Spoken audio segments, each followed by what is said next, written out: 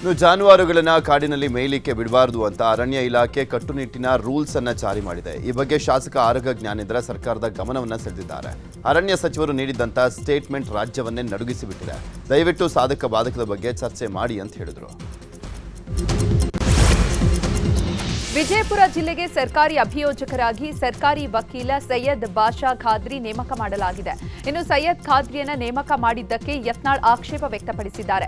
ಸೈಯದ್ ಬಾಷಾ ಖಾದ್ರಿ ಒಬ್ಬ ಕ್ರಿಮಿನಲ್, ಕೊಲೆಗಡುಕ. ಈತ ಕ್ರಿಮಿನಲ್ ಶಿಕ್ಷೆಗೂ ಕೂಡ ಗುರಿಯಾಗಿದ್ದ. ಇಂತಹ ಕ್ರಿಮಿನಲ್ ಅನ್ನ ಸರ್ಕಾರಿ ಅಭಿಯೋಜಕನನ್ನಾಗಿ ಮಾಡಿದ್ದು ಹೇಗೆ ಅಂತ ಪ್ರಶ್ನಿಸಿದ್ದಾರೆ. ಯತ್ನಾಳ್ ಹೇಳಿಕೆಗೆ ಉತ್ತರ ನೀಡಿದ ಸಚಿವ ಎಚ್.ಕೆ. ಪಾಟೀಲ್, ಗಡೀಪಾರಾದ ವಕೀಲ ಕೋರ್ಟ್ಗೆ ಬಂದು ವಕಾಲತ್ತು ಮಾಡಲು ಆಗೋದಿಲ್ಲ. ನಾವು ಪೊಲೀಸ್ ರೆಕಾರ್ಡ್ ಅನ್ನ ಪರಿಶೀಲನೆ ಮಾಡಿಲ್ಲ ಅಂತ ಒಪ್ಪಿಕೊಂಡಿದ್ದಾರೆ.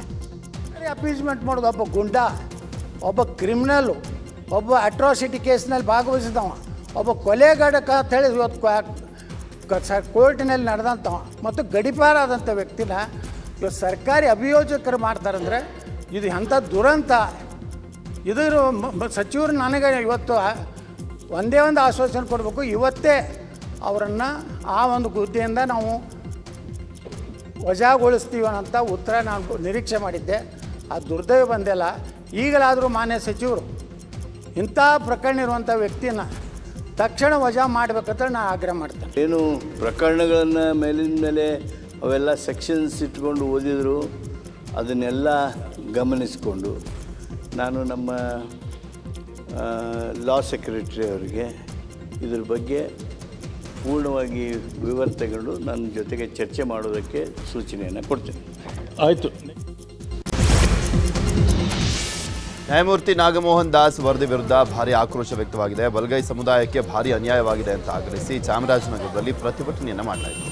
ನ್ಯಾಯಮೂರ್ತಿ ನಾಗಮೋಹನ್ ದಾಸ್ ವರದಿ ವಿರುದ್ಧ ಕಾಂಗ್ರೆಸ್ನ ಶಾಸಕರು ಬೀದಿಗಿಳಿದಿದ್ದಾರೆ.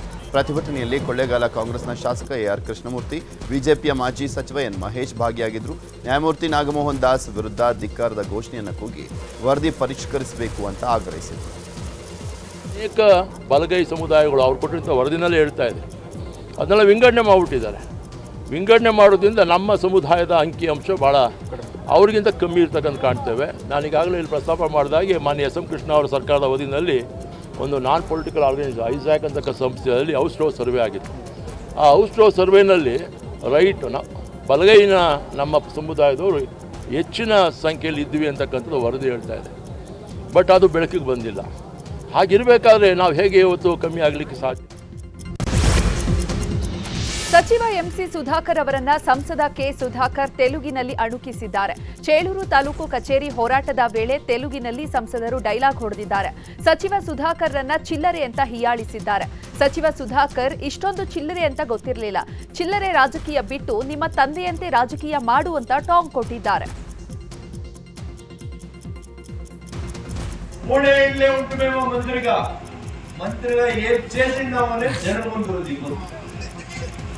పదేళ్ళు పూట కొట్టుకున్నాడే ఉండాల్సిన అవసరం లేదు. మన ఉన్నోడు మనం ఏం చేసినాం మన జనాలకు. ఇది మీరంతా కూడా నేను డిస్ట్రిక్ట్ మినిస్ట్రీకి కూడా చెప్తా ఉంటా, ఈ చిల్లర రాజకీయం వదిలేయి. వాళ్ళ అప్ప ఉండి పాపం చాలా సభ్యాలు అట్లా రాజకీయం చేయి. ಅಂಕೋಲದ ಕಾಂಗ್ರೆಸ್ನ ಶಾಸಕ ಸತೀಶ್ ಸೈಲ್ ಮನೆ ಮೇಲೆ ದಾಳಿಯನ್ನು ಮಾಡಿದಂತೆ ಇಡಿ 2 ಟ್ರಂಕ್ ದಾಖಲೆಗಳನ್ನು ತೆಗೆದುಕೊಂಡು ಹೋಗಿದೆ.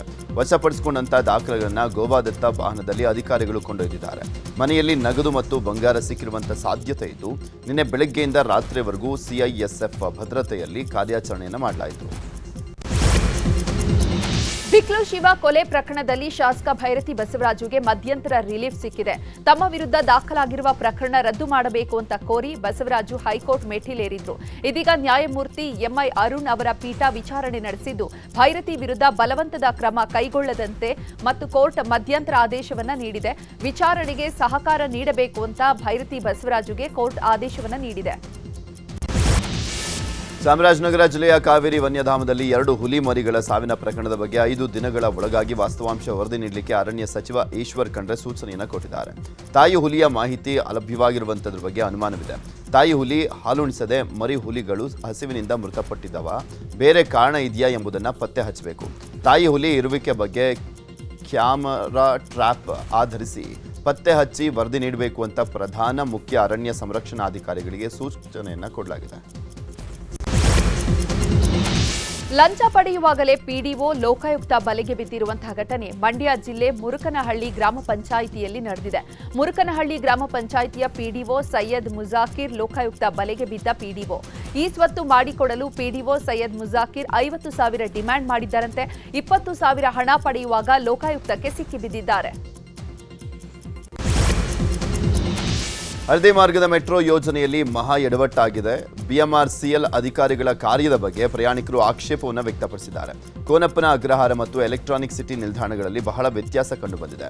ಈ ಬಗ್ಗೆ ಮೆಟ್ರೋದಲ್ಲಿ ಪ್ರಯಾಣಿಕರೊಬ್ಬರು ಸೋಷಿಯಲ್ ಮೀಡಿಯಾದಲ್ಲಿ ಪೋಸ್ಟ್ ಅನ್ನು ಹಾಕಿದ್ದು, ಎಲೆಕ್ಟ್ರಾನಿಕ್ ಸಿಟಿಯಲ್ಲಿ ಕೋನಪ್ಪನ ಅಗ್ರಹಾರ ನಿಲ್ದಾಣ ಹಾಗೂ ಕೋನಪ್ಪನ ಅಗ್ರಹಾರ ನಿಲ್ದಾಣದಲ್ಲಿ ಎಲೆಕ್ಟ್ರಾನಿಕ್ ಸಿಟಿ ನಿಲ್ದಾಣ ಸ್ಥಾಪನೆ ಮಾಡಲಾಗಿದೆ. ಇದರಿಂದಾಗಿ ಜನರಿಗೆ ಟಿಕೆಟ್ ಖರೀದಿ ಸಂದರ್ಭದಲ್ಲಿ ತುಂಬಾ ಗೊಂದಲ ಸಮಸ್ಯೆ ಸೃಷ್ಟಿಯಾಗ್ತಾ ಇದೆ. ಕೂಡಲೇ ಈ ಸಮಸ್ಯೆಯನ್ನು ಪರಿಹರಿಸುವಂತೆ ಪ್ರಯಾಣಿಕರು ಆಗ್ರಹಿಸಿದ್ದಾರೆ. ಬಾಗಲಕೋಟೆಯ ಕೇಸನೂರು ಪುನರ್ವಸತಿ ಕೇಂದ್ರದ ಬಳಿ ಸರಣಿ ಅಪಘಾತ ಸಂಭವಿಸಿದೆ. ಟಿಪ್ಪರ್ ಲಾರಿ ಹಾಗೂ ಬಸ್ನ ನಡುವೆ ಸರಣಿ ಅಪಘಾತವಾಗಿದ್ದು, ಗದ್ದನಕೆರೆ ಕ್ರಾಸ್ ಕಡೆಗೆ ಟಿಪ್ಪರ್ ಲಾರಿ ಹೊರಟಿತ್ತು. ವಿಜಯಪುರದಿಂದ ಹುಬ್ಬಳ್ಳಿ ಕಡೆಗೆ ಬಸ್ಗಳು ಹೊರಟಿದ್ವು.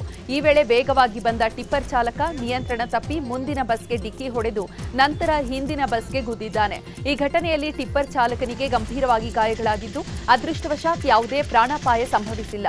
ಗಾಯಾಳುಗಳನ್ನ ಕೂಡಲೇ ಆಸ್ಪತ್ರೆಗೆ ದಾಖಲು ಮಾಡಲಾಗಿದೆ.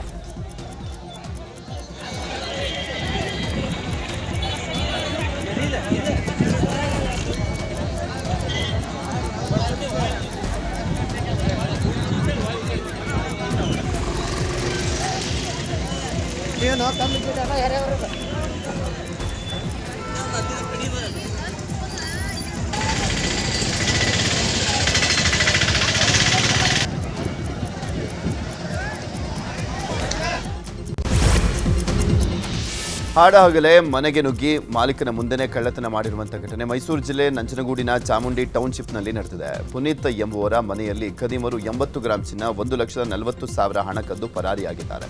ಮನೆಯ ಹಿಂಬದಿಯ ಬಾಗಿಲನ್ನು ಮುರಿದು ಒಳಗಡೆ ಕಳ್ಳರು ನುಗ್ಗಿದ್ದಾರೆ. ಕಳ್ಳತನ ಮಾಡುವಾಗಲೇ ಮನೆ ಮಾಲೀಕ ಪುನೀತ್ ಮನೆಗೆ ಬಂದಿದ್ದಾನೆ. ಈ ವೇಳೆ ಹೊರಗಡೆ ಕಾರಲ್ಲಿ ಕುಳಿತಿದ್ದಂಥ ಮತ್ತೊಬ್ಬ ಕಳ್ಳ ಒಳಗಿದ್ದವರಿಗೆ ಸಿಗ್ನಲ್ ಕೊಟ್ಟಿದ್ದಾನೆ. ಸಿಗ್ನಲ್ ಬರ್ತಾ ಇದ್ದಂತೆ ಕದ್ದ ಚಿನ್ನ, ಹಣದೊಂದಿಗೆ ಕಾಂಪೌಂಡ್ ಜಿಗಿದು ಖದೀಮರು ಎಸ್ಕೇಪ್ ಆಗಿದ್ದಾರೆ. ಸ್ಥಳಕ್ಕೆ ಪೊಲೀಸರು ಭೇಟಿ ನೀಡಿ ಪರಿಶೀಲನೆ ನಡೆಸಿದ್ದಾರೆ.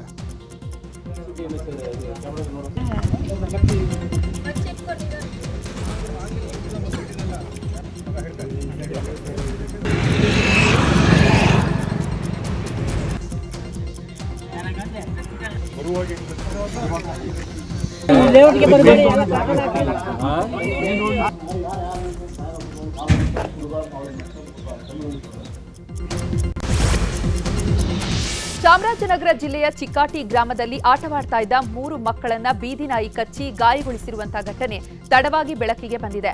ಮಧುಸೂದನ್, ಸಮೃದ್ಧಿ ಮತ್ತು ಮದನ್ ಎಂಬ ಮಕ್ಕಳು ನಾಯಿ ಕಡಿತಕ್ಕೆ ಒಳಗಾಗಿದ್ದು ಆಸ್ಪತ್ರೆಯಲ್ಲಿ ಚಿಕಿತ್ಸೆ ಪಡೆದು ಗುಣಮುಖರಾಗಿದ್ದಾರೆ. ಗ್ರಾಮದಲ್ಲಿ ಬೀದಿ ನಾಯಿಗಳ ಸಂಖ್ಯೆ ಹೆಚ್ಚಳವಾಗಿದ್ದು ಮಕ್ಕಳ ಸುರಕ್ಷತೆಯ ದೃಷ್ಟಿಯಿಂದ ನಾಯಿಗಳನ್ನು ಸೆರೆ ಹಿಡಿಬೇಕು ಅಂತ ಗ್ರಾಮಸ್ಥರು ಆಗ್ರಹಿಸಿದ್ದಾರೆ. ಕೋಲಾರ ಜಿಲ್ಲೆ ಶ್ರೀನಿವಾಸಪುರ ತಾಲೂಕಿನ ಮುದ್ದೇಪಲ್ಲಿ ಗ್ರಾಮದಲ್ಲಿ ಚಿರತೆ ಪ್ರತ್ಯಕ್ಷ ಆಗಿದೆ. ಗ್ರಾಮದ ಹೊರವಲಯದಲ್ಲಿನ ಬೆಟ್ಟದಲ್ಲಿ ಚಿರತೆಗಳು ಇದ್ದಾವೆ. ಗ್ರಾಮಕ್ಕೆ ಬಂದು ಹೋಗಿರುವಂತಹ ಚಿರತೆಗಳ ಹೆಜ್ಜೆ ಗುರುತು ಕಂಡು ಜನರು ಆತಂಕಗೊಂಡಿದ್ದಾರೆ. ಹೀಗಾಗಿ ಸ್ಥಳಕ್ಕೆ ಬಾರದಂತ ಅರಣ್ಯ ಇಲಾಖೆ ಅಧಿಕಾರಿಗಳ ವಿರುದ್ಧ ಗ್ರಾಮಸ್ಥರು ಆಕ್ರೋಶವನ್ನು ಹೊರಹಾಕಿದ್ದಾರೆ.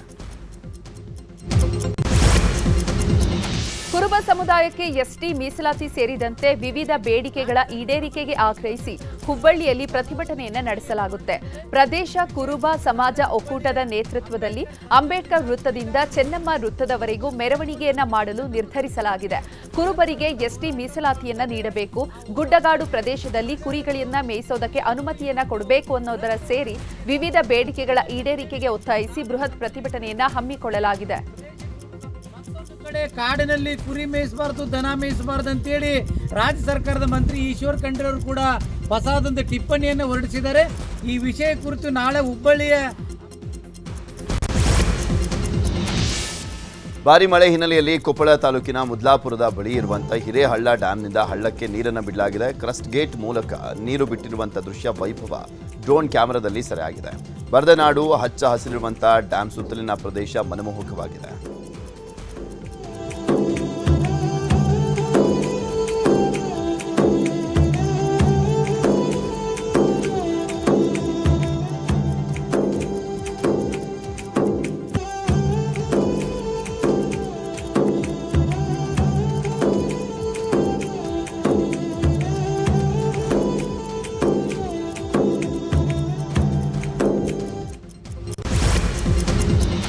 ಚಿಕ್ಕಬಳ್ಳಾಪುರದಲ್ಲಿ ದಾಳಿಂಬೆ ಹಣ್ಣಿಗೆ ಬಂಪರ್ ಬೆಲೆ ಸಿಕ್ಕಿದೆ. ಚಿಕ್ಕಬಳ್ಳಾಪುರ ಜಿಲ್ಲೆ ಸಿಲ್ಕ್, ಮಿಲ್ಕ್, ಹಣ್ಣು, ತರಕಾರಿ, ಹೂವು ಬೆಳೆಗಳಿಗೆ ಹೆಸರುವಾಸಿಯಾಗಿದೆ. ಆದ್ರೀಗ ಇದೇ ಮೊದಲ ಬಾರಿಗೆ ಚಿಕ್ಕಬಳ್ಳಾಪುರದಲ್ಲಿ ದಾಳಿಂಬೆ ಮಾರುಕಟ್ಟೆ ಶುರುವಾಗಿದ್ದು ಉತ್ತಮ ಬೆಲೆಯನ್ನ ಪಡೆದು ರೈತರು ಸಂತಸ ವ್ಯಕ್ತಪಡಿಸಿದ್ದಾರೆ. 1 ಕೆಜಿ ದಾಳಿಂಬೆಗೆ 185 ರೂಪಾಯಿಗೆ ಮಾರಾಟವಾಗ್ತಾ ಇದೆ.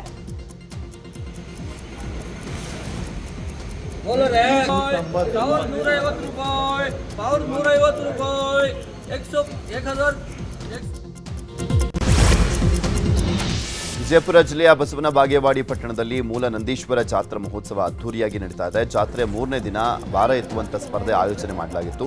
ಕರ್ನಾಟಕ, ಮಹಾರಾಷ್ಟ್ರ ಸೇರಿದಂತೆ ವಿವಿಧ ಭಾಗಗಳಿಂದ ಆಗಮಿಸಿದ್ದಂಥ ಪಟುಗಳ ಶಕ್ತಿ ಪ್ರದರ್ಶಿಸಿದರು. 200 ಕೆಜಿ ಮರಳು ತುಂಬಿದ್ದಂಥ ಮೂಟೆಯನ್ನು ಸಲೀಸಾಗಿ ಎತ್ತುವ ಮೂಲಕ ಶಕ್ತಿ ಪ್ರದರ್ಶನ ಮಾಡಿದ್ರು. ಕೋಲಾರ ತಾಲೂಕಿನ ತೆಲಗಿ ಗ್ರಾಮದ ಕಾಂತಪ್ಪ ಎನ್ನುವರು ಹಲ್ಲಿನಿಂದ 80 ಕೆಜಿ ತೂಕದ ಸಂಗ್ರಾಣಿ ಕಲ್ಲು ಎಳೆದು ಶಹಬ್ಬಾಸ್ ಅನಿಸಿಕೊಂಡರು. ಗೆದ್ದವರಿಗೆ ಜಾತ್ರಾ ಕಮಿಟಿಯಿಂದ ಬಹುಮಾನವನ್ನು ನೀಡಲಾಯಿತು.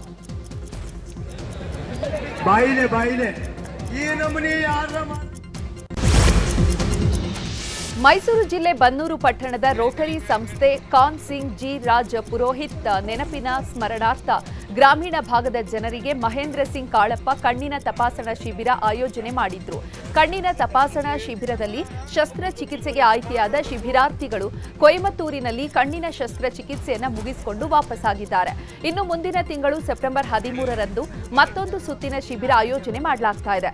ಗ್ರಾಮೀಣ ಭಾಗದ ಕಣ್ಣಿನ ದೋಷವಿರುವಂತಹ ಬಡ ಜನರು ಬಂದು ಇದರ ಉಪಯೋಗವನ್ನು ಪಡೆದುಕೊಳ್ಳಿ ಅಂತ ಕರೆ ನೀಡಿದ್ರು.